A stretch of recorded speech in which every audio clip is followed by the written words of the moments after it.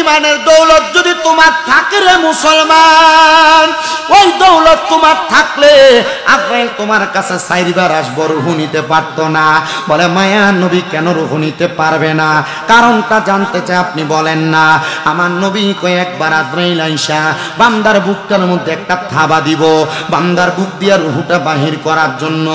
এই বুকের মধ্যে তাইকাম ফেরেশতা ডাক দিয়া বলবে রে আজরাইল, বান্দার বুক দিয়া তো রূহ বাহির করা যাবে না। বলে কেন কেন? বলে বান্দার বুকের মধ্যে আল্লাহ নবীর মোহাব্বত আছে, এই জন্য বান্দার রূহ বুক দিয়া কবজ করা যাবে না। এবার ফেরেশতা জি আজরাইল ফিরে যাইয়া আবার আসবে বান্দার সামনে। বিওয়াজিকান নূর, বান্দার যে চেহারার মধ্যে নূর বাইসা থাকে, বান্দার মুখের মধ্যে হামলা করবে রে। বান্দার কপাল থেকে দুইটা ফেরেশতা ডাক দিয়া বলবে রে আজরাইল, এই বান্দার কপাল দিয়া রূহ বাহির করা যাবে না, কারণ বান্দা ইমানের দৌলতে ধনী, 5 ওয়াক্ত নামাজ পড়ছে।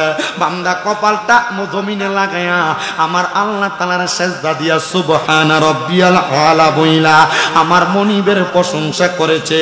এই বান্দার কপাল দিয়া তোমার রূহ বাহির করতে দিতাম না। এবার আজরাইল ফিরা যাইয়া আবার আসবে, বান্দার ডান দিকে হামলা করবে রে, বান্দার ডান দিক থেকে জবাব দিবে, এ আজরাইল বান্দার ডান দিক দিয়ে রূহ কবজ করা যাবে না, কারণ বান্দার ডান দিকে তার দান এবং সদকাগুলো আছে। বান্দার বাম দিকে হামলা করব, বান্দার বাম দিক থেকে জবাব দিব রে আজরাইল বান্দার বাম দিক দিয়ে রূহ কবজ করা যাবে না। বান্দার বাম দিকে তার মা বাবার খেদমত, আজরাইল বলবে গো আল্লাহ, যেখানে হাত দেই সেখান দিয়েই তো রূহ কবজ করা যায় না। কোন দিক দিয়ে রূহ কবজ করব? আইরে আমার আল্লাহর ঘোষণা নবীজিও বলে দিয়েছেন, দুনিয়াতে যেই ব্যক্তি ঈমান নিয়ে থাকে, ঈমানের সাথে মারা যাবে, মারা যাওয়ার সময় কালিমা তার নসিব হবে। মুখ কিসুনি দিয়া মরতো না, কলমা পড়তে পড়তে মারা যাইব। এ আব্বাজিরা গো, কেমনে তুমি কালেমা পড়বা? আজরাইল তোমার সামনে নুরানি সুরত লইয়া দাঁড়ায়া থাকবে, তোমার জবান দিয়া কালেমা বের হবে। তোমার জবান দিয়া যখন কালেমা বের হবে, এই সময় তোমার জবানের বাতাসের সাথে রূহটা বাহির করবে, কষ্ট পাবে না, কোনো আঘাত পাবে না। একটা ছোট্ট বাচ্চা দুধের জন্য কান্নাকাটি করলে তার মা তার মাথাতে হাত বুলিয়ে দিলে ওই বাচ্চা যেমন ভাবে ঘুমায়া যায়, ওই বান্দা তেমন ভাবে ঘুমায়া যাবে, মরণের কষ্ট টের পাবে না। ওই বান্দার রূহটা নেওয়ার সময় আজরাইল আলাইহিস সালাতু ওয়াস সালামকে বান্দার রূহ বলবে, আজরাইল এত আস্তে আস্তে কেন তুমি আমার রূহটা নিয়ে যাও? বলে বান্দা, রূহ তোমার আস্তে নিয়ে যাই, সমস্যাটা কোথায় হবে? বলে না রে, আমার আল্লাহ তাআলা আমার জন্য যে নিয়ামত রেডি করে রাখছে, তুমি যদি জানতা তাইলে আমার তুমি এত আস্তে আস্তে নিতা না, আরো তাড়াতাড়ি আমার নিয়ামতের কাছে নিয়ে যাইতা।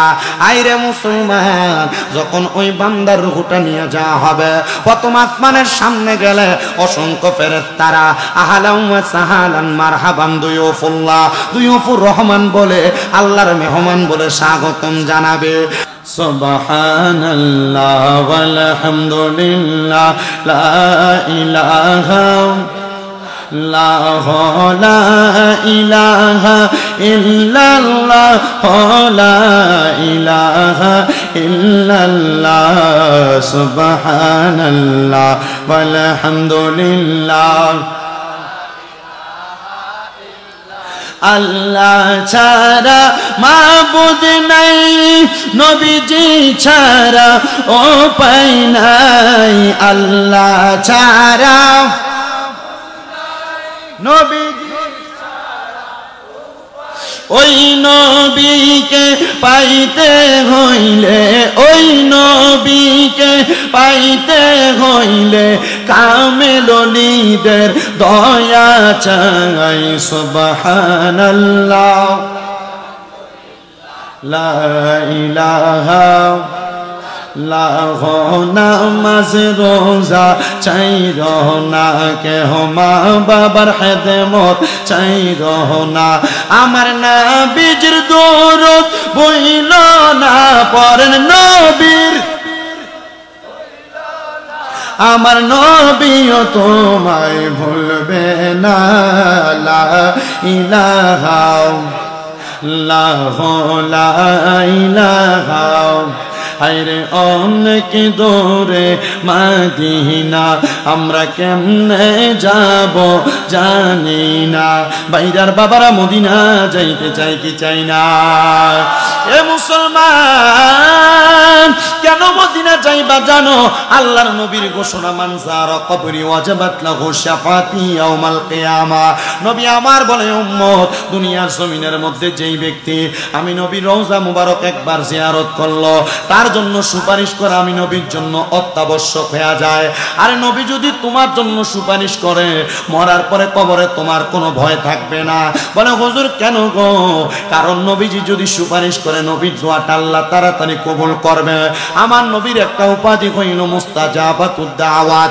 আমার নবী দোয়া করলে আমার আল্লাহ দোয়া ফিরায় না এজন্য মনে মনে নিয়ত করবা আল্লাহ যেন মরণের আগে একবার মক্কা মদিনা নেয় অল্প কিছুদিন হয় মাত্র 3 মাস সময় আমি মদিনা শরীফ জিয়ারত করে আসছি আমি সর্বপ্রথম মক্কায় না যায়া আমি আমার মুআল্লিমরে কইছি আমার টিকেটটা মদিনার টিকেট দিবা আমি মদিনা শরীফ যাইয়াম আমার মাথার মধ্যে লম্বা লম্বা বাবরি চুলগুলা ছিল নবীর একটা হাদিসের আমল করতে গেলা হুশারুন ইয়াদরিবু মান কাবাইহি আমার নবীজির চুল মুবারক নবীজির ঘাড় মুবারক পর্যন্ত পড়তো এই চুল মুবারকগুলা নিয়া আমি আমার নবীর রওজার সামনে যে দাঁড়াইছে আর আমার নবীরে সালাম দিছি আর বলছি আর রাসূলুল্লাহ ও মায়ার নবী এই লম্বা চুল রাখার কারণে অনেক মানুষ বন্ধ বইলা তোহমত দিছে মায়ার নবী গো মক্কায় যে হজ করলে তো চুলগুলা সুন্নত জিন্দা করার লক্ষ্যে ফালানো লাগবে নবী গো আবার যদি আমার হায়াতে জিন্দেগিতে আমি বাঁচি আপনি নবীর সুন্নত জিন্দা করার লক্ষ্যে আমি আমার চুলগুলা লম্বা করব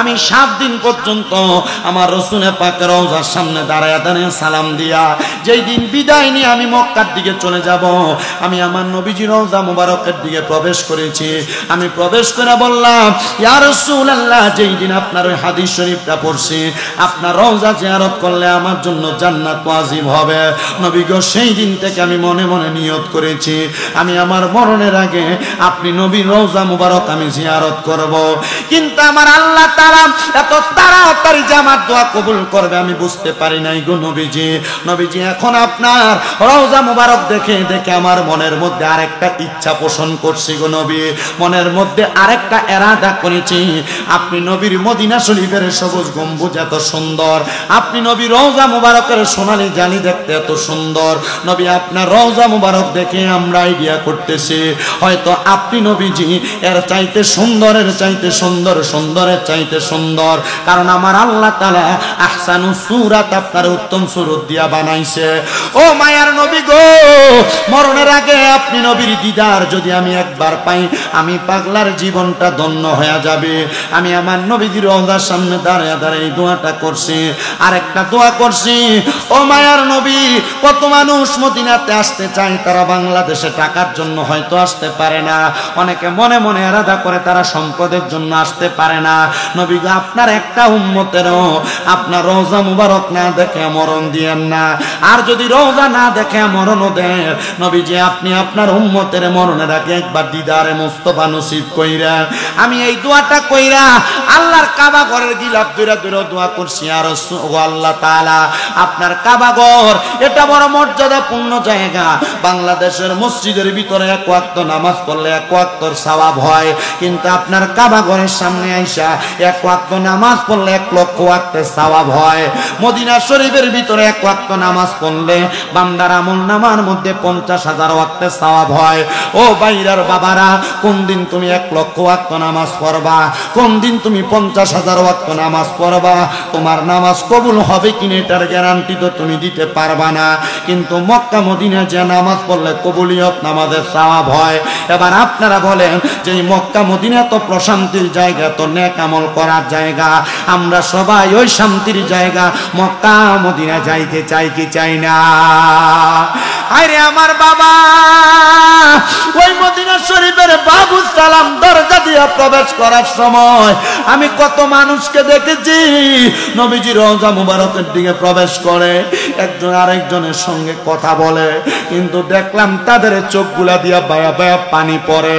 আমি বুঝতে পারছি এই পানি দুনিয়ার কোনো সাধারণ কোনো কিছুর জন্য কান্নার পানি না, এই পানি হইল রসুলে পাকের রওজা মুবারক দেখার আবেগের পানি, ইচ্ছা পোষণের পানি। আমি একটা বুড়া মানুষও দেখছি মক্কা শরীফে প্রবেশ করতেছে আলপাহাদ গেট দিয়া, হাতের মধ্যে লাঠিটা নিয়ে বট দিয়া দিয়া যাইতেছে। কিন্তু মক্কার মধ্যে প্রবেশ করলে 3 বার তো রজম করা লাগে, তাড়াতাড়ি পাঠানের মতো হাঁটা লাগে। আমি একটা চক্কর দিয়ে এসে দেখলাম ওই বুড়া মানুষের হাতে লাঠি নাই, লাঠি ছাড়াই ওই বাঙালি বেড়াতে এভাবে এভাবে হাঁটতেছে। আমি তাওয়াফ করার পরে চিন্তা করলাম একটু কথা বইলা দেখি বেটার বাড়ি কোথায়। আমার বাড়ি জামালপুরের মেলান্দহ থানা। আমি জিগাইলাম, এ আব্বা আপনার হাতে না লাঠি ছিল, আপনি যেভাবে হাঁটতেছে? আমারে কয় হুজুর মক্কার ঘরের সামনে আসার কারণে আমার মনে হয় আমার শরীরের মধ্যে কই থেকে জানি শক্তি চলে আসছে। এ আব্বুজিরা, টাকা পয়সা ধন সম্পদ হইলে আপনি 2-3 লাখ টাকা হইলে জায়গা জমি কিনা রাখেন, আমি আপনার কাছে করজোরে আবদার করব, আপনার কাছে 2-3 লাখ 1 লাখ টাকা হইলে ব্যাংকে নিয়ে জমা দেন। আর এই টাকা আপনার ব্যাংকে পড়ে থাকবে, সন্তানকে জোড়া দিয়া যাবেন, সে তার মতো করে ব্যবহার করবে। আমি বলবো ব্যাংকে না জমে জায়গা জমি না কিনা একটা বার হলো মক্কা মদিনা যান, যে জায়গায় কালো দোয়া করলে দোয়া কবুল হয় ওই জায়গায় যে দোয়া করে আসেন, দেখবেন আমার আল্লাহ তাআলা আপনার দোয়ার বরকতে আপনার সন্তানদের আত্মীয় স্বজনদের সম্পদ দান করবে। এবার আপনারা বলেন এমন মর্যাদাপূর্ণ জায়গা মক্কা মদিনা আমাদের প্রত্যেকের যাওয়ার দরকার আছে না নাই? আরে আল্লাহর কাবা ঘরের কালো গিলাপ ধরলেই তো তোমার চোখের পানি বায়া বায়া পড়বে। হাজরে আসওয়াদ পাথরে চুমা দেওয়ার জন্য কত পারাপারি চলে। আপনাদের দোয়ার বরকতে আমি গুনাহগার বান্দা একটানা 11 বার হাজরে আসওয়াদ পাথরে চুমা দেওয়ার সৌভাগ্য আমার হয়েছে। শক্তির দরকার লাগে রে যুবক, কক্সবাজার ট্যুর দেওয়ার জন্য তুমি 10-15-20 হাজার টাকা বাজেট করো। আমি তোমার পাউডির মধ্যে হাত দিয়া বলি কক্সবাজার ট্যুর দিলে তোমার সওয়াব হবে না, গুনাই হবে। কিন্তু এই টাকাটা জমায়া রাখো আর মনে মনে নিয়ত করো যে আমি এই টাকাটা দিয়া মক্কা মদিনা যাইতাম। জানোনি নিয়াতুল মুমিনিন খায়রুম মিন আমালি, মুমিনের নিয়ত তার আমলের চাইতে উত্তম। যদি মক্কা মদিনা না যাও, যদি তুমি মারা যাও, আমল নামার মধ্যে মক্কা মদিনা যাওয়ার সওয়াব হইয়া যাবে। এ পর্দার অন্তরালের আমার মা, তোমার স্বর্ণ গয়নার অভাব নাই। তোমার স্বামী প্রতি বছর বছর তোমার বিদেশি টাকা দিয়া 1-2 ভরি স্বর্ণের চেইন বানায়া দেয়, তোমার কানের দুল বানায়া দেয়, হাতের চুড়ি বানায়া দেয়। মাগো, মরার পরে এগুলা তারা ভাগাভাগি করে নিয়ে যাবে তোমার সন্তান আত্মীয় স্বজনরা। আমি বলবো একটা ভরি স্বর্ণ বিক্রি করে স্বামীর হাতে টাকাটা তুলা দাও, আর দিয়া বলবা এই টাকাটা দিয়ে আমার আল্লাহর রাস্তায় আপনি মক্কা মদিনা পাঠান। এত শান্তির জায়গা, এত আরামের জায়গা। কিরে মুরব্বী বাবারা, মনটা কি চায় না যে খোদা তোমার বানাইছে ওই খোদার ঘরটা একবার তাওয়াফ করার জন্য? মনটা কি চায় না যেই নবীর উম্মত বানাইছে ওই নবীর রওজা মুবারক একবার জিয়ারত করার জন্য? এবার আপনারা বলেন ওই মক্কা মদিনা যাওয়ার আশা কার কার আছে? ডান হাত তুলে আমার আল্লাহরে দেখান। আমার আল্লাহ যেন প্রত্যেকের আশা পূরণ করে। একটা জোরে তাকবীর হবে। নারায়ে তাকবীর। আর সেটা দিয়ে ঢাকায় আর ফটো ডাউন যাইতো না, মদিনা যাইবেন, একটু মুহাব্বতে দেন। নারায়ে তাকবীর, নারায়ে রিসালাত। মক্কা মদিনা যাওয়ার দরকার আছে না নাই? যদি যাইতে চান মনে মনে পড়ে না, জোরে জোরে পড়েন একটু মুহাব্বতে। আরে দয়াল আল্লাহ দয়া করেন, দয়াল রেন নসিব করেন মদিনা। লা ইলাহা ইল্লাল্লাহু, লা ইলাহা ইলাহা ইল্লাল্লাহু মুহাম্মাদুর রাসূলুল্লাহ সাল্লাল্লাহু আলাইহি ওয়াসাল্লাম। হে বাইরা এলাকার যুবক ভাইরা, মুরব্বী বাবারা, পর্দানশিনী মা বোনেরা গো, আমরা জীবনে অনেক গুনাহ করলাম। আমরার গুনার খবর মা জানে না, বাপ জানে না, সন্তান জানে না। আর আমি শামীম রাজার গুনাহ যদি এই বাইরার মানুষ দেখতো, এলাকাতে প্রবেশ করতে দিত না। মহান আল্লাহর দরবারে লাখ লাখ শুকরিয়া, আমার আল্লাহ তাআলা আমরার গুনাহটি গোপন গোপন করে রাখছে। ও মনিব, এত গুনাহ যে করলাম, তুমি তো আমরা খাবার বন্ধ করো না, তুমি তো আমরা রিজিক বন্ধ করো না। আল্লাহ, দুনিয়াতে একটা মানুষ যদি কোনো জায়গায় চাকরি করে ডিউটি না করলে মানুষটার একদিনের বেতন কাটা যায়। আমরা যে তোমার ডিউটি আবাদত করি না, নামাজ পড়ি না, রোজা রাখি না, কই আল্লাহ তুমি তো আমরার হাতটিরে ফঙ্গু বানায় দাও না, আমরা চোখটিরে কানা বানায় দাও না, আমরার কান্দারে তুমি দেন্দা বানায় দাও না। আল্লাহ তাআলা কয় বান্দারে লা তাকুনা তুমি রাহমাতিল্লাহ, আমি আল্লাহ রহমত থেকে নিরাশ হও না। ইন্নাল্লাহা, নিশ্চয় আমি আল্লাহ, ইয়াগফিরু যুনুবা জামিআ, সকল প্রকার বড় বড় গুনাহগুলো ক্ষমা করে দেয়। ইন্নাহু হুয়াল গফুরুর রহিম, নিশ্চয় তিনি আল্লাহ যিনি ক্ষমাশীল এবং দয়ালু। আমার যুবক বাবারা, মুরব্বী বাবারা, পর্দানশীনী মা বোনেরা, অন্তরে অন্তরে আপনারা যারা আছেন, আপনারা জবান খুলে খুলে জীবনের গুনার কথা স্মরণ করে চক্ষুটা বন্ধ করে দিয়া আমার আল্লাহ তাআলার একটু আসনে জাতের জিকির করবেন, একসাথে জিকির করবেন, এমন ভাবে জিকির করবেন যেন আল্লাহ তাআলা আপনার গুনাহগুলো আজকের মাহফিল থেকে মাফ করে দেয়। একটু মোহাব্বতের আওয়াজে উচ্চ কণ্ঠে আল্লাহ তাআলার জিকিরটা করেন আর জোরে জোরে ডাক দেন আল্লাহ আল্লাহ আল্লাহ আল্লাহ আল্লাহ আল্লাহ আল্লাহ আল্লাহ আল্লাহ আল্লাহ আল্লাহ আল্লাহ রাসূলুল্লাহ আমরার চোখের মনি, মক্কি মাদানী হাবিবুল্লাহ আমরার চোখের মনি, মারহাবা আল্লাহ আল্লাহ রাসূলুল্লাহ আমরার চোখের মনি, মক্কি মাদানী হাবিবুল্লাহ আমরার চোখের মনি, মারহাবা আল্লাহ আল্লাহ রাসূল পাইলে খোদা পাবি, সেই কথা কোরআনে শুনে আল্লাহ তাআলা করছেন ঘোষণা, মারহাবা আল্লাহ আল্লাহ রাসূল হইল ঈমানের মূল, এই কথাতে কইরো না বল, রাখো না প্রেম অন্তরের মাঝেতে, মক্কি মাদানী রাসূলুল্লাহ আমরার চোখের মনি, মারহাবা আল্লাহ আল্লাহ। জবান খুলে আল্লাহটাকে স্মরণ নাই। রাসূলুল্লাহ আমরার চোখের মনি, মক্কি মাদানী রাসূলুল্লাহ আমরার চোখের মনি, মারহাবা আল্লাহ আল্লাহ। আবু বকর দেখলো নবীরে, জায়গা পাইল নবীর কাছে, তাই তো ভালোবাসো সেই নবীকে, মারহাবা আল্লাহ আল্লাহ। হযরত ওমর উসমান আলী ভালোবাসলো সেই নবীকে, তাই তো ভালোবাসো সেই নবীকে, মক্কি মাদানী রাসূলুল্লাহ আমরার চোখের মনি, মারহাবা আল্লাহ আল্লাহ আল্লাহ আল্লাহ আল্লাহ আল্লাহ আল্লাহ আল্লাহ রাসূলুল্লাহ আমরার চোখের মনি, মক্কি মাদানী রাসূলুল্লাহ আমরার চোখের মনি, মারহাবা আল্লাহ আল্লাহ আল্লাহ।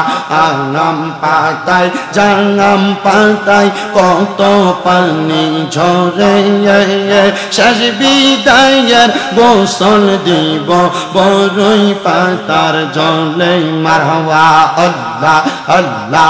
আতর গোলাপ সুরমা চন্দন ছিটাই দিব রে, আতর গোলাপ সুরমা চন্দন ছিটাই দিব রে, ও প্রাণের মোহাম্মদ মাওলা রে, তুমি ধীরে ধীরে ফিরে ফিরে চাঙা আইয়ো রে, মারহাবা আল্লাহ আল্লাহ।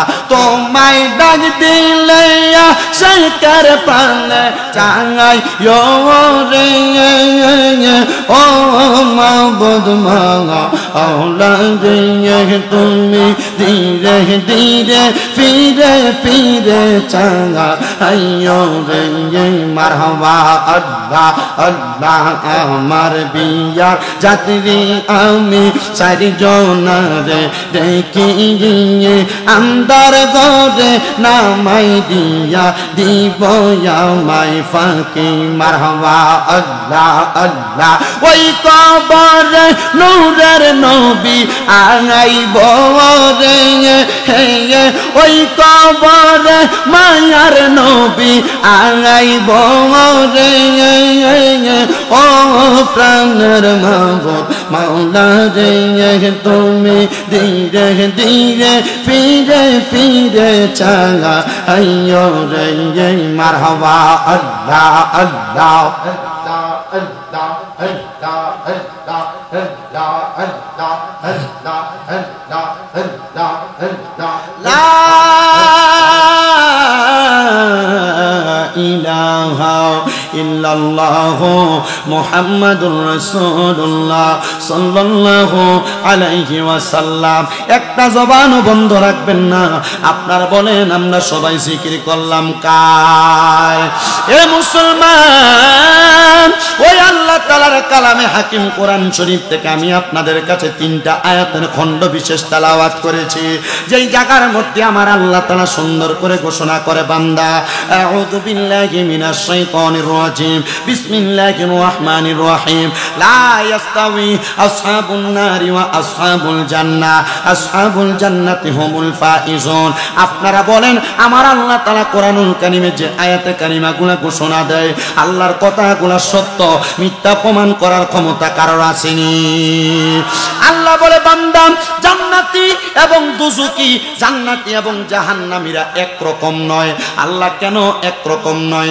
আমার আল্লাহ বলে, বান্দা আসহাবুল জান্নাতি হুমুল ফাইজুন, যারা জান্নাতি তারা হইল সফল কাম। এ মুসলমান, জান্নাতি এবং জাহান্নামীরা একরকম নয়। যারা জান্নাতি তারা সফল কাম। আমার আল্লাহ কেন বললেন? কারণ আমার আল্লাহ কুরআনুল কারীমের আয়াত কারিমার মাধ্যমে জানিয়ে দেয়, বান্দারা ইন্নাল্লাযীনা আমানু ওয়া আমিলুস সলিহাতি উলাইকা হুম খায়রুল বারিয়া। আমার আল্লাহ কয়, বান্দা নিশ্চয়ই যারা ঈমান আনে এবং নেক আমল করে, উলাইকা হুম খায়রুল বারিয়া, এরাই হইল দুনিয়ার সবচাইতে ভালো মানুষ, এরাই হইল দুনিয়ার সবচাইতে উত্তম মানুষ। এজন্য জাহান্নামীদের মাঝে আর জান্নাতীর মাঝে একটা তফাত আছে। ও আল্লাহ, কিসের তফাত গো? আপনার কাছে আমরা জানতে চাই। এই তফাত আমার আল্লাহ জানায় না, আমার আল্লাহ আমার রাসূলের মাধ্যমে জানাইতেছে। যারা জান্নাতি তারা দুনিয়ার জমিনে চলার খাসিয়ত হবে বড় সুন্দর, জান্নাতীদের চলাফেরা করার রসুম হবে সুন্দর, জান্নাতীদের চলাফেরার তরিকা হবে বড় সুন্দর। মায়ার নবী গো কেমন ভাবে চলাফেরা করবে? বলে এমন ভাবে ঈমান নিয়ে চলবে, এমন ভাবে নেক আমলগুলা করবে। এই ঈমান এবং নেক আমলের পাওয়ারের কারণে বান্দা মারা যাওয়ার সময় সুন্দরভাবে মারা যাবে। এই মুসলমান ইমানদারেরা, এই আমার বাইরের যুবকেরা, বাইরের মুরব্বী বাবাজিরা, পর্দার অন্তরালের আমার মা বোনেরা, জান্নাতীরা কেমন সৌন্দর্যভাবে মারা যাবে একটু মনোযোগ দিয়া শুনবা। এলাকার কত মানুষ মারা যায়, মারা যাওয়ার সময় বিছানায় প্রস্রাব পায়খানা করে দেয়। কত মানুষ মারা যায়, মারা যাওয়ার সময় জিহ্বায় কামড় দিয়া মারা যায়। কত মানুষ মারা যায়, মারা যাওয়ার সময় নাকে মুখে দিয়া রক্ত বাইর হয়ে মারা যায়। এলাকার কত মানুষ মারা যায়, মারা যাওয়ার সময় তাদের চোখ উল্টে দিয়া মারা যায়। এইটা তো ঈমানের সাথে মরণ না রে বাবা। কারণ ইমানদার যখন মরব, ইমানদার মরার খবরটা টের পাবে না। আমি তিরমিজি শরীফের একটা হাদিস শরীফ পড়তে যা দেখলাম, আমার নবী কয়, এ দুনিয়ার বান্দা, যদি তুমি ইমানদার হও তাহলে আজরাইল আলাইহিস সালাতু ওয়াস সালাম তুমি বান্দার কাছে একবার না, দুইবার না, তিনবার না, চারবার আসবে তোমার রূহ কবজ করার জন্য। কিন্তু তোমার রূহ আজরাইলে কবজ করতে পারবে না। নবী গো কেন? বলে বান্দা ঈমানের দৌলতে ধনী থাকার কারণে। এবার আপনারা বলেন ঈমানের দৌলতে ধনী হওয়া আমাদের দৌলতের দরকার আছে না নাই? আরে ইমানের দৌলতে ধনী কেমনে হবেন? আপনি তো নামাজও পড়েন আবার সুদও খান। ইমানের দৌলতে ধনী কেমনে হইবেন? আপনি তো নামাজও পড়েন আবার ভাই ভাতিজার জমি মাইরা দেন। আপনি ইমানের দৌলতে ধনী কেমনে হইবেন? আপনি তো মিছা কথা কই যে ঘরে বাইরে মিছা কথা কন। ইমানের দৌলতে ধনী হইবেন কেমনে? আপনি তো পরের হক খান। ইমানের দৌলতে ধনী হইবেন কেমনে? আপনার মুখে দিয়া দিনে যেই পরিমাণ গালাগালি আছে এই পরিমাণ আল্লাহর ডাকও আসে না। এবার আপনারা কোন এমন ইমানদার মিথ্যাবাদী আছে না? না, যেই কথা বলতেছিলাম আমার বাবারা, ইমানের দৌলতে ধনী হওয়া লাগবে। দুনিয়ার দৌলত সবার আছে, ইমানের দৌলত সবার থাকে না। ইমানের দৌলত যার আছে তার মতো ধনী আর কেউ টোকায়া পাইবা না। এবার বলেন ইমানের দৌলত আমরার করার দরকার আছে না? না, ইমানের দৌলত যদি তোমার থাকে রে মুসলমান, ওই দৌলত তোমার থাকলে আপনি তোমার কাছে চাইবার আসবো, রুহু নিতে পারতো না। বলে মায়া নবী কেন রুহু নিতে পারবে না? কারণটা জানতে চাই, আপনি বলেন না। আমার নবী কয়েকবার আজরাইল আইসা বান্দার বুকটার মধ্যে একটা থাবা দিব, বান্দার বুক দিয়া রুহুটা বাহির করার জন্য।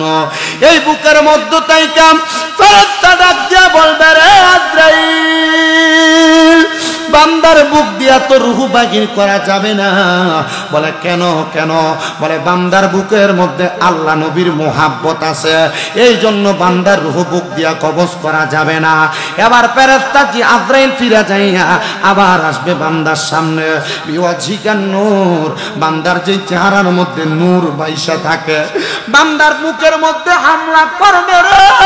বান্দার কপাল থেকে দুইটা ফেরেশতা ডাক দিয়া বলবে রে আজরাইল, এই বান্দার কপাল দিয়া রুহু বাহির করা যাবে না। কারণ বান্দা ইমানের দৌলতে ধনী, 5 ওয়াক্ত নামাজ পড়ছে। বান্দা কপালটা জমিনে লাগায়া আমার আল্লাহ তাআলার সেজদা দিয়া সুবহান রাব্বিয়াল আলা বইলা আমার মনিবের প্রশংসা করেছে। এই বান্দার কপাল দিয়া তোমার রুহু বাহির করতে দিতাম না। এবার আজরাইল ফিরা যাইয়া আবার আসবে, বান্দার ডান দিকে হামলা করবে রে। বান্দার ডান দিক থেকে জবাব দিবে, এ আজরাইল, বান্দার ডান দিক দিয়ে রুহু কবজ করা যাবে না। কারণ বান্দার ডান দিকে তার দান এবং সদকাগুলো আছে। বান্দার বাম দিকে হামলা করব, বান্দার বাম দিক থেকে জবাব দিব রে আজরাইল, বান্দার বাম দিক দিয়ে রুহু কবজ করা যাবে না। বান্দার বাম দিকে তার মা বাবার খেদমত। আজরাইল বলবে গো আল্লাহ, যেখানে হাত দিই সেখান দিয়েই তো রুহু কবজ করা যায় না। কোন দিক দিয়ে রুহু কবজ করব? আইরে আমার আল্লাহর ঘোষণা নবীজিও বলে দিয়েছেন, দুনিয়াতে যেই ব্যক্তি ঈমান নিয়ে থাকে ঈমানের সাথে মারা যাবে, মারা যাওয়ার সময় কালিমা তার নসিব হবে। মুখ কিছুনি দিয়া মরতো না, কলমা পড়তে পড়তে মারা যাইব। এ আব্বাজিরা গো, কেমনে তুমি কালেমা পড়বা? আজরাইল তোমার সামনে নুরানি সুরত লইয়া দাঁড়ায়া থাকবে, তোমার জবান দিয়া কালেমা বের হবে। তোমার জবান দিয়া যখন কালেমা বের হবে, এই সময় তোমার জবানের বাতাসের সাথে রুহুটা বাহির করবে। কষ্ট পাবে না, কোনো আঘাত পাবে না। একটা ছোট্ট বাচ্চা দুধের জন্য কান্নাকাটি করলে তার মা তার মাথাতে হাত বুলিয়ে দিলে ওই বাচ্চা যেমন ভাবে ঘুমায়া যায়, ওই বান্দা তেমন ভাবে ঘুমায়া যাবে, মরণের কষ্ট টের পাবে না। ওই বান্দার রুহুটা নেওয়ার সময় আজরাইল আলাইহিস সালাতু ওয়াস সালামকে বান্দার রুহু বলবে, আজরাইল এত আস্তে আস্তে কেন তুমি আমার রুহুটা নিয়ে যাও? বলে বান্দা, রুহু তোমার আস্তে নিয়ে যাই, সমস্যাটা কোথায় হবে? বলে না রে, আমার আল্লাহ তাআলা আমার জন্য যে নিয়ামত রেডি করে রাখছে, তুমি যদি জানতা তাইলে আমার তুমি এত আস্তে আস্তে নিতা না, আরো তাড়াতাড়ি আমার নিয়ামতের কাছে নিয়ে যাইতা। আইরে মুসলমান, যখন ওই বান্দার রুহুটা নিয়ে যাওয়া হবে, প্রথম আসমানের সামনে গেলে অসংখ্য ফেরেশতারা আহলান ওয়া সাহালান মারহাবান দুয়ুফুল্লাহ, দুয়ুফুর রহমান বলে, আল্লাহর মেহমান বলে স্বাগতম জানাবে।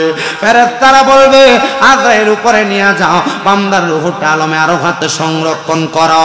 আজরাইলের হাতের মধ্যে যখন রূহটা থাকবে রে, আমাদেরকে যখন আমাদের উস্তাদরা হাদিসটা পড়ায়, আমাদের উস্তাদরা কয় জানোনি বাবা, দুনিয়াতে এক জাতের মাছ আছে যেটা হাতে ধরলে পিছলে যায়।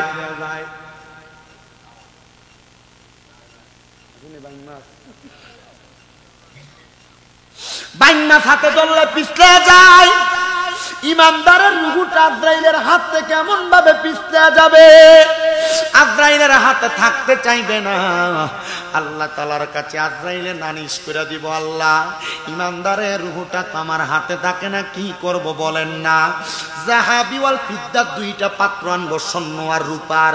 ওই দুইটা পাত্র আইনা ইমানদারের রূহটা সেখানে রাখবে, সেখানেও থাকবে না। আল্লাহ কোন জায়গায় তো ইমানদারের রূহটা থাকে না। আল্লাহ ইমানদারের রূহটা আমি রাখতাম কোথায়? আল্লাহ আয়াত তেলাওয়াত করে আজরাইলে শোনাইবো, ওয়ালা তাকুলু লিমান ইয়ুকতালু ফি সাবিলিল্লাহি আমওয়াত বাল আহইয়াউ ওয়ালাকিন লা তাশউরুন। যারা আমি আল্লাহর রাস্তার মধ্যে চইলা যায় তাদেরকে মৃত বইলা তো ধারণা কইরো না। বাল আহইয়াউন, তারা জিন্দা, ওয়ালাকিন লা তাশউরুন। আল্লাহ কয় এদেরকে যারা মৃত বলে তারা নির্বোধ, তারা বোকা, তারা বোঝে না। যারা ইমানদার তারা মরে না রে, তারা ইন্তেকাল করে বাবে ইনফিয়ালের ওজনে স্থানান্তরিত হয়, জায়গা পাল্টায়, আলমে দুনিয়া থেকে আলমে আর আলমে বরজখে চলে যায়। বরজখের জগতে যাইয়া ইমানদার বান্দারা আমার আল্লাহ তাআলার কাছে নামাজ আদায় করে, আল্লাহ তাআলার জিকিরে মশগুল থাকে। এই জন্য মনে রাখবা, ইমানদার হইয়া মরার চেষ্টা করো। এ পর্দার অন্তরালের মা, ইমানদার হইয়া মরার চেষ্টা করো। বেড়া মানুষ জান্নাতে যাওয়া যদিও কোনো রকম কঠিন হয়, মহিলা তো 4 কাম করলেই জান্নাতে যাইতে পারে। 1 নাম্বার যদি নামাজি হয়, 2 নাম্বার যদি পদ্মাশীল হয়, 3 নাম্বার যদি লজ্জাস্থানের হেফাজত করে, 4 নাম্বার যদি স্বামীর আদেশ মাইনা চলে, ওই মহিলা তো জান্নাতে যাওয়া সহজ। এ পুরুষ মানুষেরা তোমারও তো জান্নাতে যাওয়া সহজ যদি তুমি তোমার জীবনটার ইমানটা ঠিক রাখা আমল আখলাক দিয়া সুন্দর করে সাজাও। তোমার বিচার 10 জনে করা লাগবে না, তোমার বিচার মনিব মাওলাও করা লাগবে না। নিজের বিবেককে তুমি প্রশ্ন করো, তুমি তোমার জবাব পেয়ে যাবে। আশেক বলে, ওরে সাজি বিচারের কঠিন দিনে গো তুমি সাজিবে হাকিম, আমার কি আর উপায় হবে মাবুদ, ধরা যদি পড়ি সেই বিচারের দিন। ইন্না বাতশা রাব্বিকা লাশাদীদ, নিশ্চয়ই আল্লাহর ধরা শক্ত ধরা। যদি দইরা ফেলে জবাব দিতে পারবা না, এ মহিলা স্বামীর অবাধ্য হইলে জবাব দিতে পারবা না। স্বামীর হক যদি নষ্ট করো জবাব দিতে পারবা না। মনিবের হক নামাজ যদি ছাড়ো জবাব দিতে পারবা না। রোজা যদি ছাড়ো জবাব দিতে পারবা না। হায়রে মুসলমান, সামনে যে মাহে রমজান মাস আসতেছে, মুমিন মুসলমানের জন্য সুখবর। কিন্তু যারা মুমিন দাবি কইরাও রমজান মাসে সাঁতার লাগায় লাগায় পর্দা লাগায় লাগায় খাইব, তাদের জন্য দুঃসংবাদ। যেই মুসলমানরা মুসলমান দাবি কইরা বাড়ির মধ্যে ঘরে ভাত খাইব লুকায় লুকায়, তাদের জন্য সুসংবাদ না দুঃসংবাদ। রমজান মাসের মর্যাদা দিতে শিখো রে, রমজান মাসের মর্যাদা দিতে শিখো। অনেক হিন্দু মানুষ রমজান মাসকে মর্যাদা দিয়া এরাও নাজাত পায়া গেছে, কিন্তু তুমি মুসলমান নাজাত পাইবা দূরের কথা, তুমি রমজান মাসে রোজা রাখো না, নামাজ পড়ো না, তারাবিও নাই, সাহারিতেও নাই, ইফতারেও নাই। মুসলমান, আল্লাহর নবী বলে দুনিয়ার জমিনে কোন মুসলমান যদি মাহে রমজানের চাঁদ উদিত হওয়ার পর থেকে একটানা তারাবির নামাজগুলা আদায় করে, প্রত্যেক দিন সুন্নাহ আদায় করার লক্ষ্যে সাহারিগুলা খায়, যদি মাহে রমজানের রোজাগুলা সকাল সবে সাদিক থেকে সন্ধ্যা পর্যন্ত রাখে, নিজে ইফতার করে, অন্য কোনো মিসকিনদেরকে ইফতার করায়, আমার আল্লাহ তাআলার জাহান্নামের আগুন বান্দাকে স্পর্শ করতে পারবে না। কিন্তু তুমি কেমন ভাবে চলো? মুসলমান দাবি করো, মুসলমান দাবি করো, রমজান মাসে তোমার মধ্যে রমজানের কোনো সওগাত কাজ করে না, রমজানের কোনো তাকওয়া কাজ করে না, রমজানের মধ্যে খোদাভীতি তোমার কাজ করে না। অন্যান্য দিন যেমন ভাবে মানুষকে ঠকাইতা, রমজানে তেমন মানুষকে ঠকাও।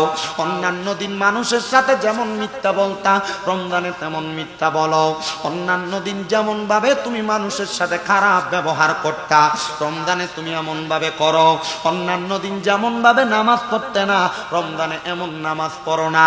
কি জবাব দিবা মনিব মাওলার কাছে? জবাব তো দিতে পারবা না গো, জবাব তো দিতে পারবা না। পর্দানুশীনী আমার মা বোনেরা, সন্তানের শরীরের কথা চিন্তা করে অনেকে ছোট ফোলা পান্ডে রোজা রাখায় না।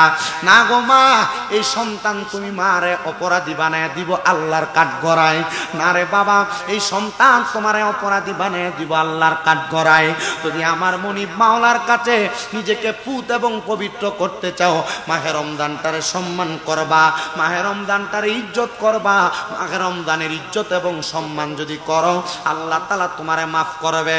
আমি আপনাদের কাছে ছোট্ট একটা কারগুজারি ওয়াকিয়া শোনায়া দেই, যেটা শোনাইলে আপনারা রমজানের প্রতি বড় উদ্ধত হয়ে যাবেন, বড় মোহাব্বতওয়ালা হয়ে যাবেন, বড় সম্মানওয়ালা হয়ে যাবেন। হযরত উসমান জিন নূরাইন রাদিয়াল্লাহু তাআলা আনহুর জামানায় একটা বাদশা তার আধিপত্য বিস্তার করে, এলাকার মধ্যে সুন্দর সমাজ পরিচালনা করে। বাদশার বড় সুনাম, বাদশার বড় মর্যাদা। এমন টাইমে ওই বাদশার সন্তানটা মাঘে রমজান মাসে ভোরবেলা ওইটা বাবাজানকে ডাক দিয়া বলে, হে আব্বাজান, আপনার কাছে আমার আবেদন। সবাই তো মাঘে রমজানে রোজা রাখে, আমারও রোজা রাখতে মন চায়। বাবা, রোজা রাখবার সুখবর, ভালো খবর রাখো। রোজা এটা বান্দার জন্য বড় ভালো। বান্দা সুন্দর সাহারি করলেন, সুন্দর সাহারি কইরা ফজর পড়া ঘুমাইছেন, ঘুম থেকে জাগ্রত হইয়া যোহরের নামাজের পূর্ববর্তী সময়ে সন্তান খবর পাইল বাদশা মানুষ ওনার সন্তান রোজা রাখছে। পুরা এলাকার, পুরা মাকাম, পুরা জায়গার মানুষকে দাওয়াত করেছেন, আমার প্রজারা তোমরা খবর জানো আমার সন্তান রোজা রাখছে, আজকে আমরা আমার সন্তানকে নিয়ে একসাথে রোজা রাখবো। রোজা রাখার পরে একসাথে ইফতার করব। তোমাদের সবার আমার দাওয়াত, আমার রাজপ্রাসাদে সব মানুষ আগমন করবেন বাদশার বাড়িতে। সুন্দর ইন্তেজাম, বাদশার সন্তান রোজা রাখছেন, আমরা তার সঙ্গে ইফতার করব। যোহরের নামাজের পূর্ববর্তী সময় ডাক দিয়া সন্তানকে, আব্বা আমার বড় কষ্ট হয়, রোজা রাখা অসম্ভব। বাদশা চিন্তা করলেন, এই ছেলে রোজা রাখছে বিদায় সবাইকে দাওয়াত করলাম, সন্তান সবাই নিয়ে ইফতার করবো, কিন্তু এই ফুতে তো রোজাটা ঠিক মতো রাখতে পারবে না, এখনই কোন অবস্থা খারাপ। বাদশা চিন্তা করলেন সম্মানের ব্যাপার, রোজা যদি না রাখে ইফতার করবে কি? কারণ রাসূল পাক সাল্লাল্লাহু আলাইহি সাল্লাম এভাবে বলছেন, যে ব্যক্তি মাহে রমজানের রোজাগুলা রাখে না তারা যেন ঈদুল ফিতরের ঈদের কাছে দিও না আসে। আর ঈদের দিন দেখবেন এই মাশাআল্লাহ সুন্দর যে নতুন কাপড়টা লাগাইয়া সামনের কাতারে হিসাব, ঠিক কিনা? বহুত মুসল্লি আমার লগের এক হুজুরে রাস্তা দিয়ে যাওয়ার সময় ইফতার পার্টিতে গত বছর একবার দেখছে বেড়া সিগারেট টিকেট টাইম না খেতের গালার থেকে ইফতার পার্টিতে একবার হুজুরের সামনে, তো সামনে আর সবাই সামনে তো করতে পারে না। ইফতারের পরে সিগারেট, কাকা আপনারা না দেখছিলাম আপনি রোজার মেয়ে দিন আসরের পরে সিগারেটটা খাইতেছেন, আমি মসজিদ থেকে বাড়ি আইয়ে দেখছি আপনি যেমন সবাই আক্কাতারে ইফতারটা করলেন, কাহিনীটা কি? ও কাকা আমি চিন্তা করছি রোজা না রাখছি, ইফতারটা যদি না করি কেমন দেখাবে? আল্লাহ যদি আমার জিগায় রোজা না রাখতে পারছস না, ইফতারটাও করতে পারছস না, আমি কি জবাব দেন? এই চিন্তা কইরা তাকে ইফতারটা করতাম। আমার কয় চিন্তা করছেন কত ব্রিটিশ বেড়া? আপনারা কোন এমন জাতের ব্রিটিশ বিলাতি মানুষ আমরা সমাজেও আছে না নাই? মুক্তারে আছে না? ইফতার ফাটিটা একবার মুক্ত হোক না, মনে 3 দিন একখানা রোজা আছে।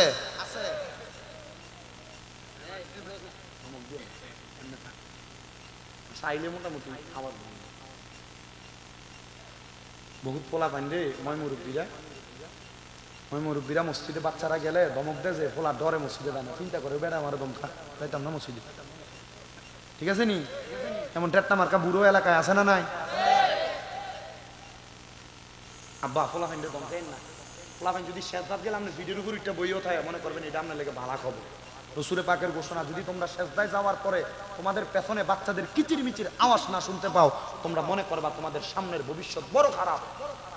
আমরা বেড়াইতে ফলাইনে মসজিদে যদি কোনো রকম জিলাপি দেয়, এদিন দেখতে ফলাইনে একটু বেশি দৌড়াদৌড়ি করে, এদিনই ফলাইন দমকা কথা কয় না কা করে কি করে না? আমি আমার জীবনে এমন একটা বুড়ারে শিক্ষা দিছিলাম, আমি যে মসজিদে চাকরি করতাম, হয়তো আপনারা অনেকে দেখছেন, একটা মসজিদে চাকরি ছাড়ছি, মসজিদ কমিটির মোটামুটি ইজ্জত ফামসার করে দিয়া এরপরে ছাড়ছি। ওই এই মসজিদের এক মুসল্লিয়া ছিল, এবার ফোলা ফাইনালি ওই দেখবেন কুত্তা এক জাতের আছে, রাস্তা দিয়ে হাঁটতে গেলে ভালো মানুষ দেখলো খেক খায়, সুট দেখলো খেক আছে না, এবার কাম ছিল মসজিদে ফোলা ফাইন দেখলে এবার এমন খেক খায়। আমি এবার কইলাম কাম না জন্য ঠিক কাম ভালো দেখা হয় না, না না হুজুর মসজিদের ভিতরে আইয়া তো কাবজাব করে, আর ফোলা ফাইনি তো কাবজাব করবো। মদিনা শরীফে যাওয়ার পরে দেখছি বাবে জিব্রাইলের কাছে ছোট ছোট ফোলা ফাইনি মদিনা শরীফের ভিতরে ছোট ছোট বাচ্চা আর কি খেলাধুলা করতেছে।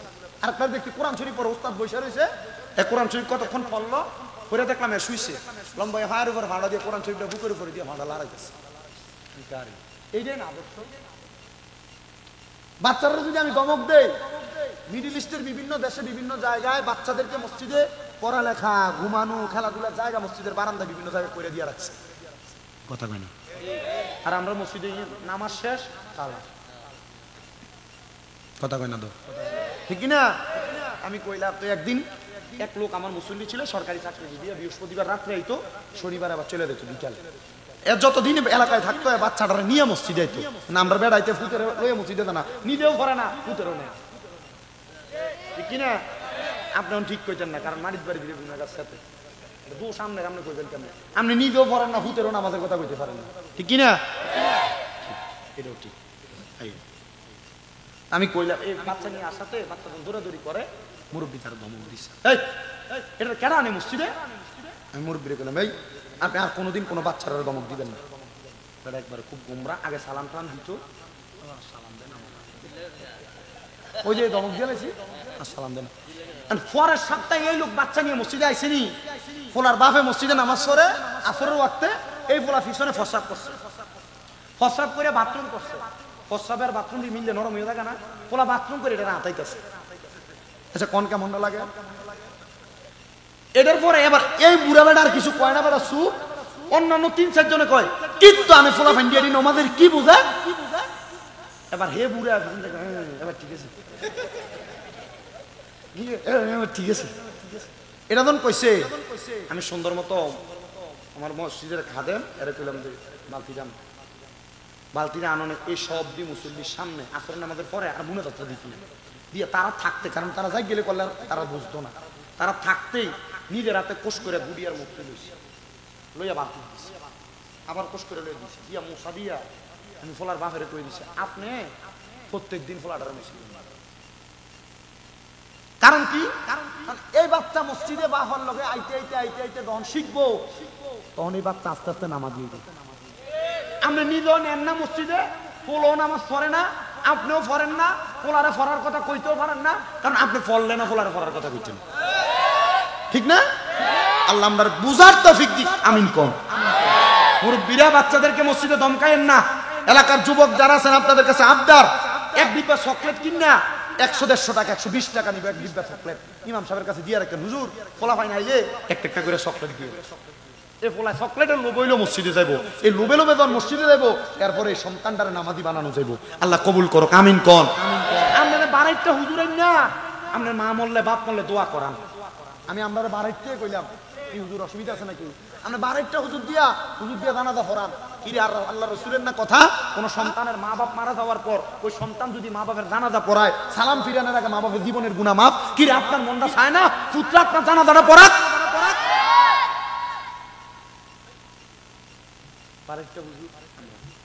এবার একটা হুজুর দিয়ে দোয়া করাইবেন, আপনি এই বিশ্বাস আপনার ভিতরে নাই, হ্যাঁ হুজুর আছে আমি দোয়া করলে আল্লাহ এই দোয়া আরো তাড়াতাড়ি কবুল করবে।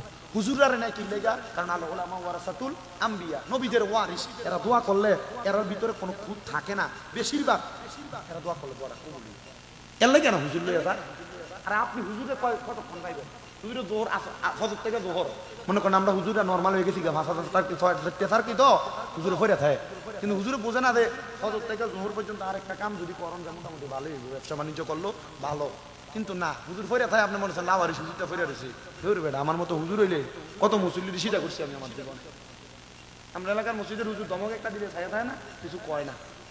আর আমি বহুত আমার একবার শুধু কইছি হুজুর মুয়াজ্জিন যে মসজিদটা পরিষ্কার করে না, দেখেন না চাবিটা পোকা মেরে না, বলে হুজুর এটা কি হুজুরের আচরণ হতে পারে, এটা কি মুসল্লির আচরণ হতে পারে নাকি যে মুসল্লি ইমাম সাহেবের সাথে বদ ব্যবহার করে এজন পরবর্তীতে ইমামের ভিতরে নামাজ পড়লে তার নামাজও হইতো না।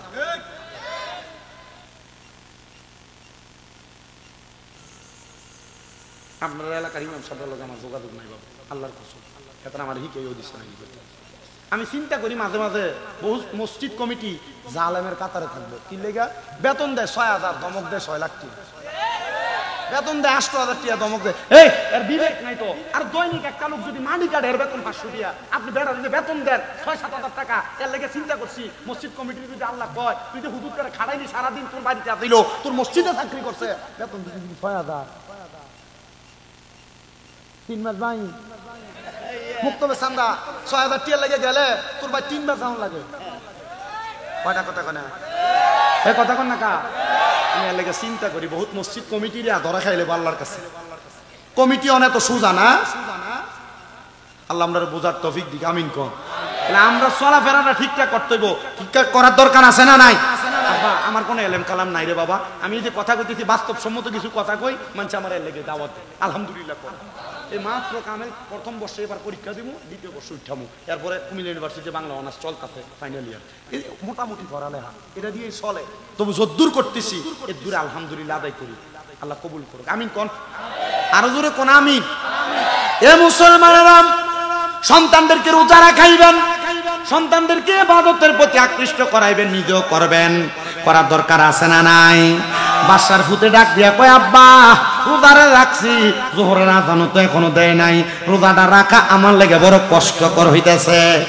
বাসাকে ইজ্জত খাইব রে সব যদি আইয়া হনে আমার ফুতে রোজা নাই, আমি মানুষের কইছি আমার ফুতে রোজা রাখছে, এর লাগে আমার বাড়িতে তোমরা সবাই ইফতারের দাওয়াত, আইয়া কইলে কি করবো?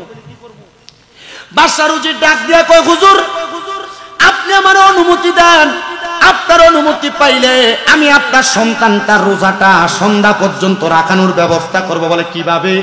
বলে আমাদের এলাকার একজন বুদ্ধিমান উজির ব্যক্তি আছে, যার কাছে গেলে এই রোজাটা সুন্দরভাবে রাখানো যাবে। বাচ্চা গোড়ার পিঠে উঠায়া ওই বাচ্চা নিয়ে চলে গেছে, এই উজির ব্যক্তির কাছে যায় ডাক দিয়ে কই উজির রে আমার সন্তানটার তো রোজাটা সন্ধ্যা পর্যন্ত রাখানোর দরকার, কেমনে রাখাইতাম? এবার ডাক দিয়ে আপনি আমার কাছে দিয়া যান, আমি আপনার বাড়িতে ইফতারের আগ মুহূর্তে রোজাওয়ালা সন্তান নিয়ে যাব। ওই সন্তানটারে উজিরের কাছে রাখার পরে সন্তানটারে নিয়া এবার মাগরিবের সময় ইফতারের আগ মুহূর্তে উজির হাজির। বলে আমার সন্তানের রোজাটা ঠিক আছে নি? বলে হ্যাঁ ঠিক আছে। ডাক দিয়া কই এ সন্তান তুমি কি রোজাটা পরিপূর্ণ করছো? বলে হ্যাঁ। ইফতার কার্য শেষ, সবাই খাবার দাবার খায়া বিদায় নেয়। বাদশাহ উজিরের ডাকাইছে তার আন্দার মহলে, ডাক দিয়া কই এ উজির আমার সন্তান তো দুপুরের সময় রোজা ভেঙে ফেলতো, সন্ধ্যা পর্যন্ত কেমনে রোজা রাখলো বলো না?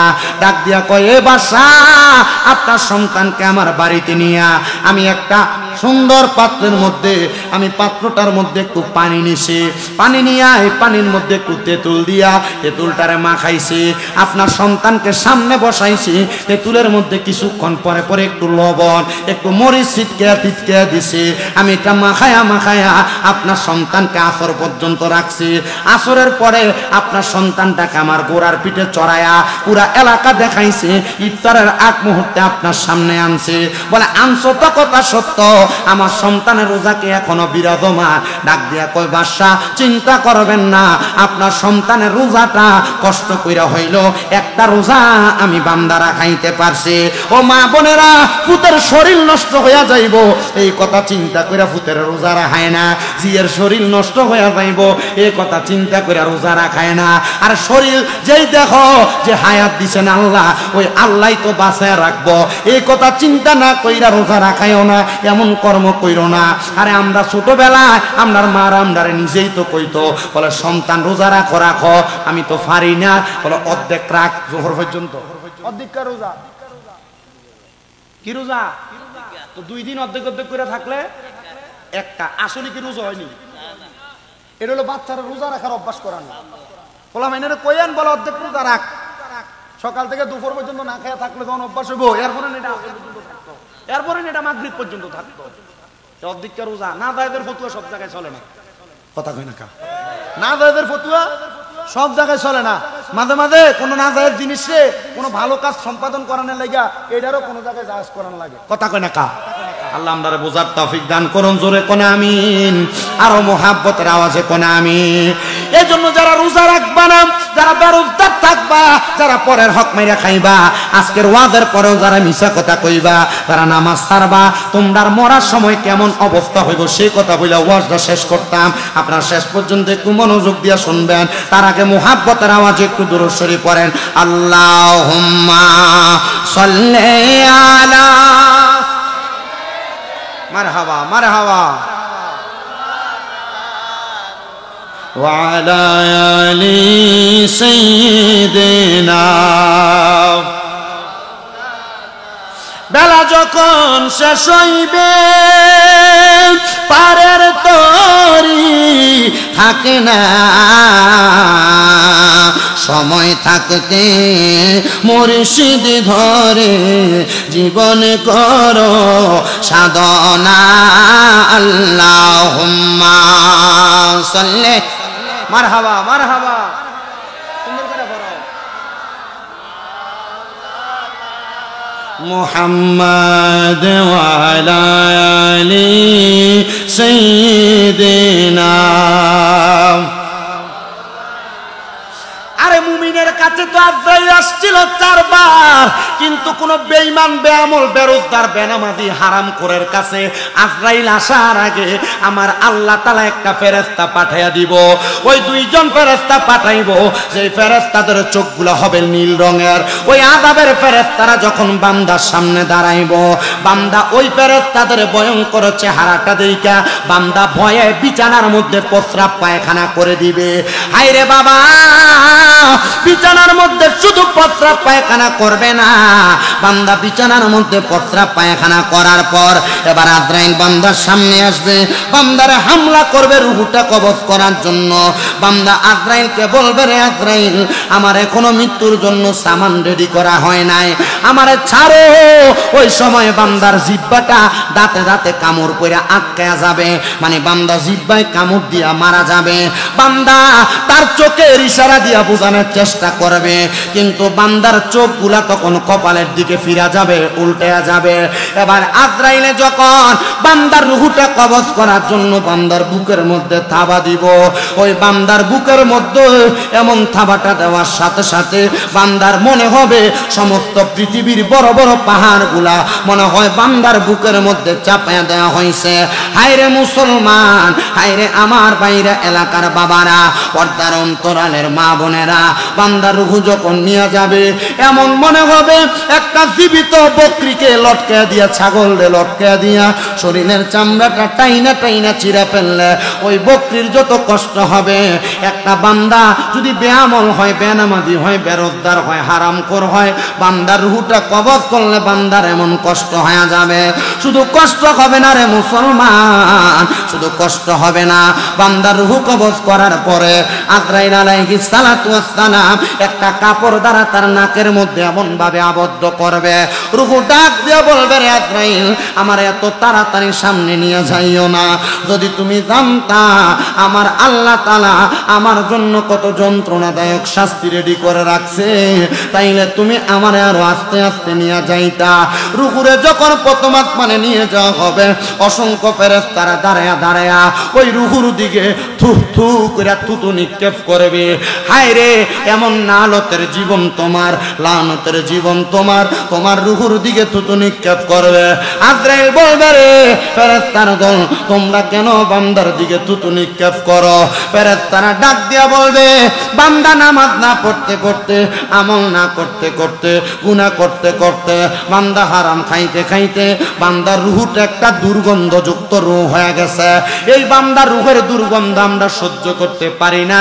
আজরাইল বলবে, এই জন্য কাপড় লাগাইছি, এই জন্য তারা থুতু নিক্ষেপ করছে। চিন্তা করছো নি রে বাইরের বাবারা, তুমি মারা যাওয়ার পরে এমন ভাবে তোমার অবস্থা হয়ে যাবে যদি বেঈমান হও, বেআমল হও। হায়রে,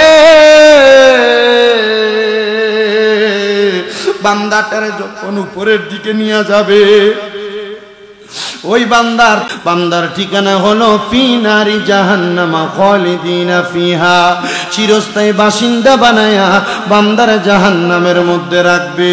আরে জাহান্নামে একদিন দুই দিন না, সর্বনিম্ন একজন জাহান্নামীরে আমার আল্লাহ তাআলা 3000 বছর পুরাইব। দুনিয়ার 3000 বছর না, দুনিয়ার 3000 বছর না, আখিরাতের 3000 বছর। শুধু পুরাইব না রে, 1000 বছর জাহান্নামের আগুনে পুরায়া আগুনের রংটা লাল থেকে সাদা বানাইব। এবার আরো 1000 বছর জ্বালায়া জাহান্নামের আগুনের রংটারে সাদা থেকে কালা বানাইব। ওই কালা রঙের আগুনে আরো 1000 বছর জ্বালাইব। জ্বালানোর পরে তাকাসসুর নামক একটা জায়গাতে বান্দারে দাঁড় করাইব। ওই মাকামে তাকাসসুরে দাঁড়ায়া বান্দা বলবে, পানি পানি পানি। আপনারা কেউ যদি মারত 1 ঘন্টা, আপনি বলতেন মাফ কইরা দাও, বান্দা মাফ চাইবে না, পানির জন্য হাহাকার করবে।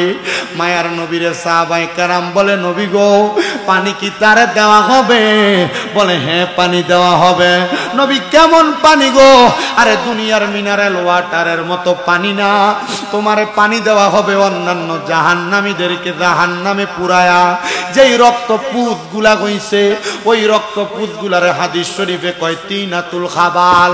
ওই তিনাতুল খাবাল গুলা দেওয়া হবে তোমারে পান করার জন্য। যেই পাত্রের মধ্যে কইরা দিব, একটা লোহার গরম পাত্রে আগুনে পুরায়া গরম কয়লা যেমন লাল দেখা যায়, এমন গরম পাত্র তোমার সামনে দিব পান করার জন্য। আইরে নবী যখন এই কথা বলে, মসজিদে নববীতে 70 সাহাবী আসহাবে সুফা, ওই সাহাবীর 40 জন বেহুশ হয়ে গেছে, 30 জন সাহাবীরা গড়াগড়ি করে কান্দে। মায়ার নবী গো, এই পানি কি বান্দা পান করবে? বলে হ্যাঁ, বান্দা যখন পানি মুখে দিবে, বান্দার জিহ্বা গইলা, পেটের নাড়ি বুড়ি গুড়া গইলা বান্দার পায়খানার রাস্তা দিয়া বের হবে। হারাম খাইবা খাও, গুনাহ করবা করো, নামাজ ছাড়বা ছাড়ো, মা বাপরে কষ্ট দিবা দেও, যদি কবরে শাস্তিগুলা ভোগ করতে পারো। সাহাবায়ে কেরাম কান্দে। নবী কয় কান্দো না, যদি মুমিন হও, যদি নেককার হও, কবরে গেলে এমন শাস্তি পাবে না। নবী গো কেমন খাইবো? আমার নবী কয় জাযাউহুম ইনদা রাব্বিহিম জান্নাতু আদিনিন তাজরি মিন তাহতিহাল আনহার। এমন একটা পুরস্কার আমার আল্লাহ দিব, ওই পুরস্কারের নাম হলো জান্নাতুল আদন। শুধু জান্নাতুল আদন না, নবী গো জান্নাতুল আদনে যে থাকবো কেমন? কয় তাজরি মিন তাহতিহাল আনহার। এত সুন্দর, ওই জান্নাতের নিচে দিয়া নহর প্রবাহিত হয়। আমার এই নহরটা বড় চমৎকার নহর। ওই নহরের নাম হাদিস শরীফ পড়া দেখলাম রজব। ওই রজব নদীতে 1 প্রকারের পানি না, 4 প্রকারের পানি থাকবে। এক জাতের পানি থাকবো কাউসারের পানি, ইমানওয়ালারা কাউসারের পানি পান করব। আরেক প্রকার পানি থাকবে সারাবান তাহুরা, যারা কোনোদিন নেশা করে নাই তারা সেই পানি পান করব। আরেক প্রকার পানি থাকবো জান্নাতের লাবান দুধ, ওই বান্দা ওই দুধ পান করব, যারা কোনোদিন পরের হক হরণ করে নাই। আরেক প্রকার পানি থাকবে জান্নাতের মধু, ওই মধু তারা পান করবে যারা কোনোদিন মিছা কথা কয় নাই, গালিগালাজ ফায়সা কথা বলে নাই। হাই রে বাইরার যুবক, বাইরার মুরব্বী বাবারাম, বাইরার পর্দার অন্তরালের মা বোনেরাম, ওই কবরে গেলে ওই নিয়ামত পাবে কিনা কেউ বিচার করা লাগবে না। বাড়িতে গেলে ডান হাতের তালুটা ডান গালের সাথে লাগায়া তুমি শুধু নিজের বিবেককে প্রশ্ন করবা, পাগুলা মিমের মতো বাঁকা কইরা কি করলাম জিন্দিগি, কি করলাম জন্দিগি, কোনো কিছুই তো করি নাই। কবরে গেলে কঠিন শাস্তির শিকার হওয়া লাগবে। ও বন্ধু, মরার কথা স্মরণ হয় না, স্মরণ হয় না, না না স্মরণ হয় না। কিসে তোমার মৃত্যু ভুলে রাখছে? মরণের কথা স্মরণ করলেই তো তুমি মাপ পায়া যাইবা। নবী কয় কোন ব্যক্তি যদি দৈনিক 20 বার মরার কথা স্মরণ করে, ওই দিন যদি সে মারা যায়, শহীদের মরণ পায়া যায়। আসে কয় আমার মরণে মরণের কতদিন বাকি আমি জানিলাম না গো আল্লাহ মরণের কতদিন বাকি আমার মরণের কতদিন বাকি আমি জানিলাম না গো আল্লাহ মরণের কতদিন বাকি আর আদরা ইলাসিয়া যেই দিন হস্তে দিবা দড়ি তখন আমার মনা বাগাই করবে লুকা চুরি আমি বুঝিলাম না গো আল্লাহ মরণের কতদিন বাকি আমার মরণের কত আমি জানিলাম না গো আল্লাহ মরণের কতদিন বাকি আর হায়াত হইল হাতে বাইরে মত হইল পায়ে যেই জায়গায় যার মরণ লেখা সেই জায়গায় সে মরে আমি বুঝিলাম না গো আল্লাহ মরণের কতদিন বাকি আমার মরণের কতদিন বাকি আমি জানিলাম না গো আল্লাহ মরণের কতদিন বাকি হে মুসলমান ওই কবরে গেলে জান্নাতের মধ্যে থাকবা চিরস্থায়ী বাসিন্দা হইয়া শুধু বাসিন্দা হইয়া থাকবা না আমার নবী আল্লাহর কোরআন থেকে বলে খালিদিনা ফিহা আবাদা এই শব্দটা বড় মারাত্মক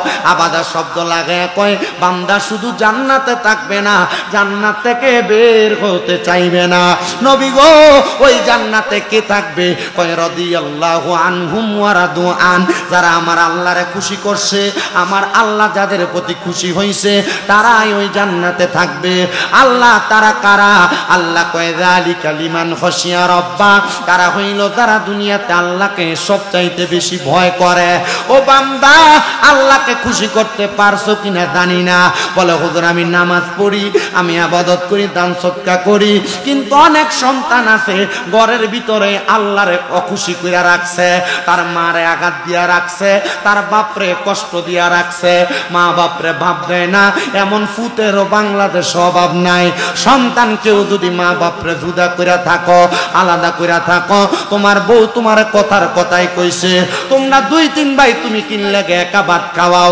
এই কথা শুই না মা বাপরে জুদা করে দিছ সকালে এক ঘরে খায় দুপুরে এক ঘরে রাইতে এক ঘরে খায় এই সপ্তাহে ঘরে ওই সপ্তাহে ঘরে ভাত খায় কিরে ফুট তোরা দুই তিন বাইরে মা বাপ তো আলাদা খাওয়াইছে না এক খানাই খাওয়াইছে মা বাপ কিনলে গে তোরার ঘরে খানা পায় না আরে বৃদ্ধ হয়ে গেলে এদের জিব্বার স্বাদ নষ্ট হয়ে যায় মা বাপ কখন কি খাইবো ধরে তুমি ফুতেরে কয় না আর তুমি কেমনে রে ওই মা বাপরে ভাত দাও না সন্তান দে তোর পাও আমার সামনে দে আমি আমার জিব্বাটা লাগাইয়া দিয়া তোর পাওটা আমি পরিষ্কার করে দিব যদি ওই মা বাপরে ভাত না দিয়া থাকো মা বাপরে ধমক দিয়া থাকো মা বাপরে জুদা করে দিয়া থাকো আমি আমার জিব্বাটা দিয়া তোর পাওটা পরিষ্কার করে দিব শুধু ওয়াদা করবি এখান থেকে বাড়িতে যাইয়া মা বাবার পাউডির মধ্যে দূরে দূরে মাপ চাইবে কারণ কি জানো আম্মা আব্বারে ভাত না দিয়া আম্মা আব্বারে কষ্ট দিয়া আম্মা আব্বারে ধমক দিয়া স্বামীরে জানা শুধু সারা বাংলাদেশের বড় ওলামাই কেরামাইনা ওয়াজ করাইবা কোনো লাভ হবে না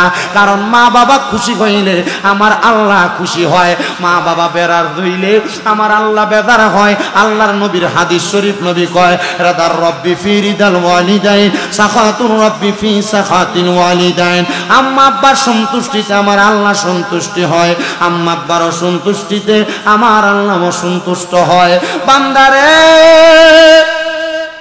এ বান্দা যদি ওই মা বাবার কষ্ট দিয়া থাকো আল্লাহর দোহাই বাড়িতে যে মাপ চাইবা আমি জানি না আজকের মাহফিল কবুল হবে কি হবে না তবে একটা গ্যারান্টি দেয়া যায় আগামী কালকে যদি দেখো বাইরার দোকানে বইসা কোনো মুরব্বী কয়, হ্যাঁ শামিমরা দারওয়াজ শুই না, আমার ফুতে আমি বাপের পায়ে ধরে মাপ চাইছে, মনে করবা মাহফিল কবুল হয়ে গেছে। সন্তান চিন্তা করে, হুজুর আমি তো কোনো অন্যায় করি নাই, মাপ চামু। মনে রাখবি রে ফুত, আম্মা আব্বার পায়ে ধরলে দাম কমে না, ইজ্জত কমে না। আমি শুধু পায়ে ধরি না, আমি মাঝে মাঝে সুযোগ পাইলে আম্মা আব্বার পায়ে চুমা দেই। আম্মা আব্বার কদমের কাছে যেই ফুটটা নত হইয়া ছোট হইতে পারে, আল্লাহ তাআলা ওই ফুতের জগতের কাছে বড় বানায় দেয়। সন্তানের দল রে, সন্তানের দল, আম্মা আব্বার কাছে মাপ চাইতে শরম লাগে। অনেকে চিন্তা করে, হুজুর মাপ চামু দূরের কথা, আমি তো ঈদের সময় মা বাপের ফাঁসিয়া সালামি করি না। আরে না না না, সালাম করতে লজ্জা পাইস না রে। মনে রাখবি রে, মনে রাখবি, আম্মা আব্বার কাছে মাপ চাইলে আল্লাহ তোর দাম বাড়াইবো, ইজ্জত বাড়াইবো। অনেকে চিন্তা করে, হুজুর যাদের বাড়িতে বাবা আছে তারা বাড়িতে যাইয়া বাবার পায়ে ধরে মাপ চাইবো, আমার তো আব্বা নাই, আমি কার পায়ে ধরে মাপ চাইবো।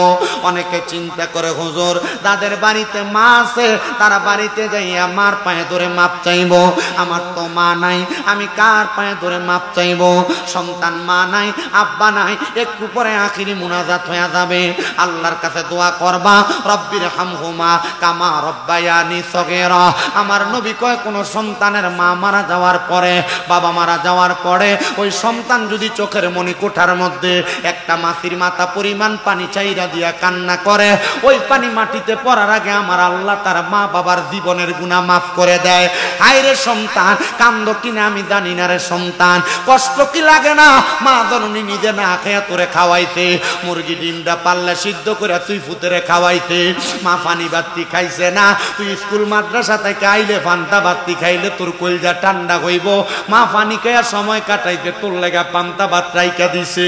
মার কাপড়ের রাস্তাটা ছিঁড়া গেছে, একটা নতুন কাপড় কিনতে না রে, কিনতে না, তুই ফুতেরে টাকা পয়সা দিয়া দিছে, এখন তোর কাছে টাকা আছে কিন্তু মা তো তোর কাছে নাই। মা কবরে 500 টাকা দিয়া কিনে একটা কাপড় মারে পরাইতে পারো না। আব্বা যে জুতা পরছে, পড়তে পড়তে জুতার গোড়ালি ক্ষয় হয়ে গেছে, কিন্তু তুই ফুতেরে নতুন জুতা কিনা দিছে। আব্বার নতুন জুতা পইরা তুই খাটে দৌড়াদৌড়ি করছ। সন্তান মনটা কি কান্দে না? টাকাতে পকেটে আব্বার 100 টাকা হাত খরচের লেগে দিতে পারো না। এই টাকা দিয়ে কি করবি যদি মা বাপরে বাচ্চা থাকতে সুখ না দিতে পারো? মা বাপের মতো রত্নটারে বাচ্চা থাকলে এখন থেকে যত্ন করো, আম্মা আব্বার কদমে লুটে পড়ো, আম্মা আব্বার সম্মান করো, আম্মা আব্বারে তাজিম করো, আম্মা আব্বারে খাওয়াও। সন্তান মনে রাখবা, মা বাপ যার দুনিয়াতে নাই, এই ব্যক্তির মতো অশান্ত আর কেউ নাই।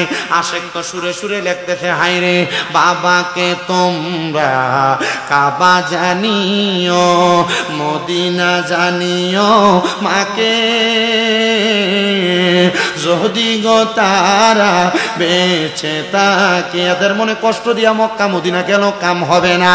নবী বলেন, আমি সেবি নাই, সেবিতে পারি নাই, সেবিও আমার উম্মত, সেবিও আমার উম্মত।